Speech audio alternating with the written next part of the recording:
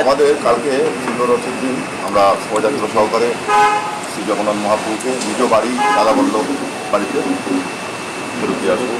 সেই শোভাযাত্রায় যে ব্যাপারটা ছিল আমাদের যেভাবে আমরা আয়োজন করেছি করতে চলেছি একটা অভূতপূর্ব ব্যাপার হতে চলেছে বর্ধমান শহরে। কীভাবে হচ্ছে মানে মানুষ যেহেতু ভগবান শ্রী জগন্নাথদেরকে রথে করে নিয়ে যাবেন এবং হেঁটে যাবেন, যার জন্য দু তিনটে জিনিস খুব প্রয়োজন হয়। কিছু পরিষেবা জায়গায় জায়গায় প্রয়োজন।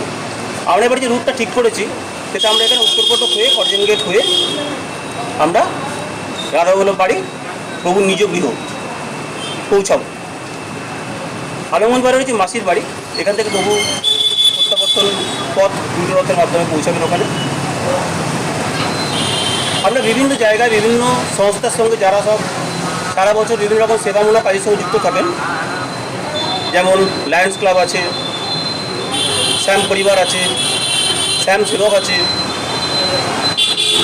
হনুমান ভক্ত মণ্ডল আছে, দুর্গাপূজা সমন্বয় কমিটি আছে,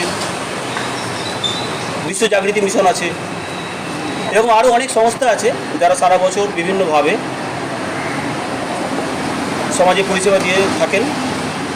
জলসত্র বা কিছু খাবার, বিশেষত লিকুইড টাইপের খাবারই সেখানে থাকবে। এরকম 7-8টা স্টেশন করা হয়েছে।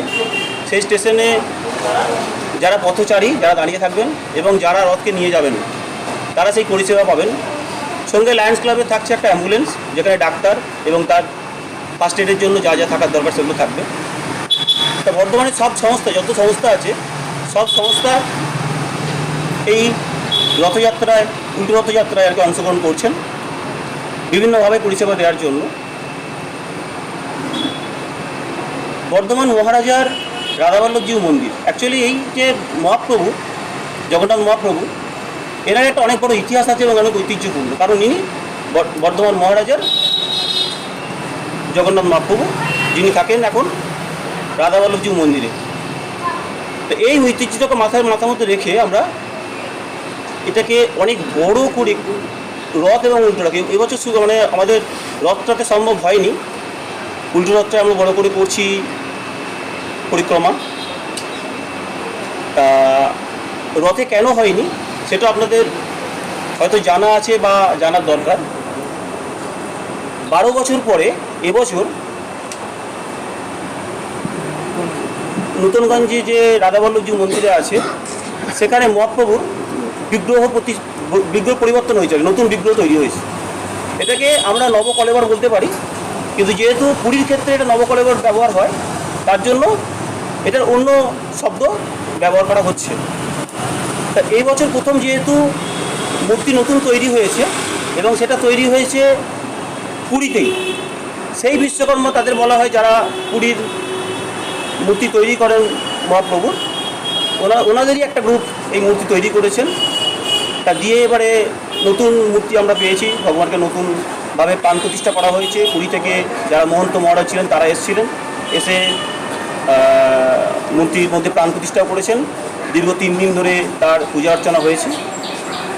তো আপনাদের মাধ্যমে সবার কাছে বর্ধমানবাসীকে বলবো, আমন্ত্রণ করব যে সবাই আসুন, বিশ্বরূপটাকে একদম সুন্দরভাবে একটা মহোৎসব, রথ উৎসব নয়, রথটা যেন মহোৎসব হয়ে যায় এবং আগামী বছরগুলো যেগুলো আসছে সেগুলো যাতে এই রথযাত্রা এবং উল্টো রথযাত্রা আমরা বর্ধমানবাসী হিসেবে এই রথটাকে, এই বর্ধমান মহারাজার যে মহাপ্রভুর যে রথ, এই রথটাকে অনেক বড় আকারে এবং বড় একটা প্রশাসনের মাধ্যমে নিয়ে যেতে পারি, একটা নির্দিষ্ট উচ্চতায় নিয়ে যেতে পারি, সেটা আপনাদের মাধ্যমে সব বর্ধমানবাসীর সামনে তুলে ধরতে চাই।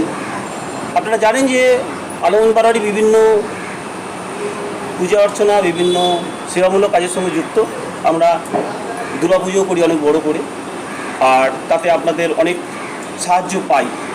তো তার জন্য আবার আগাম ধন্যবাদ দিয়ে আমি আপনাদের কাছে রিকোয়েস্ট করব যাতে আমাদের যে ভাবনা বর্ধমানবাসীর কাছে একটা রথটাকে মহোৎসবে পরিণত করা এবং একটা নির্দিষ্ট উচ্চতায় নিয়ে যাওয়াই বর্ধমান ঐতিহ্যপূর্ণ এই রথকে নিয়ে, তা আপনাদের মাধ্যমে সেটা যাতে বর্ধমানবাসী জানতে পারে এবং ওনারা যেন আগামীকাল আমরা 8:30 থেকে বেরোবো, বিশ্বরে উপস্থিত হন, উপভোগ করেন এবং প্রভুর যে রথ যাবে তার যে রথের দড়ি সেটা যাতে টান একটু দেন।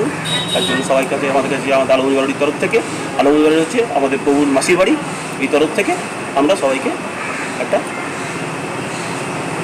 বলতে পারেন রিকোয়েস্ট বা একটা আমন্ত্রণ